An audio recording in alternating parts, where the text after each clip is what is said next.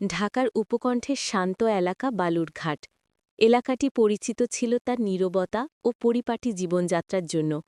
সেই এলাকাতেই থাকতেন কলেজের বাংলা বিভাগের শিক্ষক আরিফ হোসেন। বয়স ৩৫, শান্ত স্বভাবের মানুষ।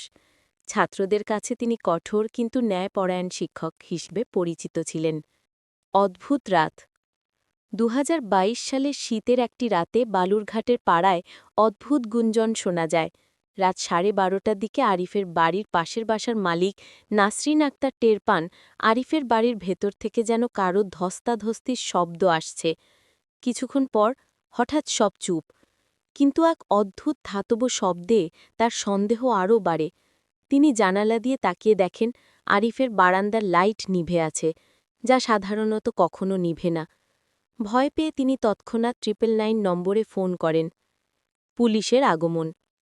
৫ মিনিটের মধ্যেই স্থানীয় থানার দুজন পুলিশ এসে দরজা ভেঙে ঘরে প্রবেশ করে। লিভিং রুমের মাঝখানে পড়ে আছে আরিফের নিথর দেহ, তার মাথার পাশে রক্তের দাগ, আর টেবিলের নিচে একটি অদ্ভুত আকারের রেঞ্চ পড়ে আছে। দেখেই বোঝা যায় এটি কোনো দুর্ঘটনা নয়, বরং পরিকল্পিত হত্যা। প্রথম সন্দেহ, বন্ধু সাইম। আরিফের মৃত্যুর খবর ছড়াতেই পুলিশ তদন্তে নামে। প্রতিবেশীরা জানায় সেদিন সন্ধ্যায় তার ঘনিষ্ঠ বন্ধু সায়েম তার সঙ্গে তর্ক করছিলেন, কারণ সায়েম তার ছোট ভাইকে আরিফ ফেল করিয়েছে বলে মনে করতেন। পুলিশ সায়েমকে আটক করে জিজ্ঞাসাবাদে নেয়। প্রথম থেকেই সে জানায় তর্ক হলেও সে আরিফকে ক্ষতি করেনি, কিন্তু পুলিশ বিশ্বাস করে না।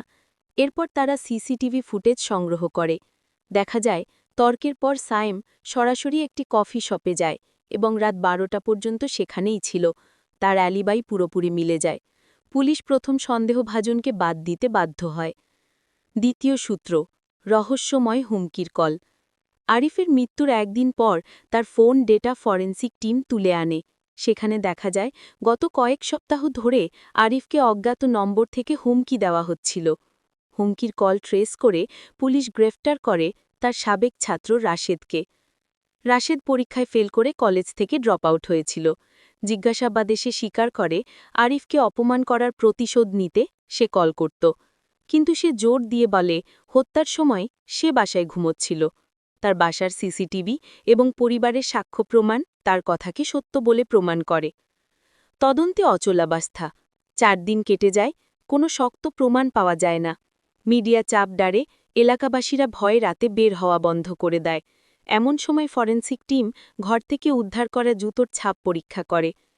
ফরেন্সিকের ব্রেকথ্রু।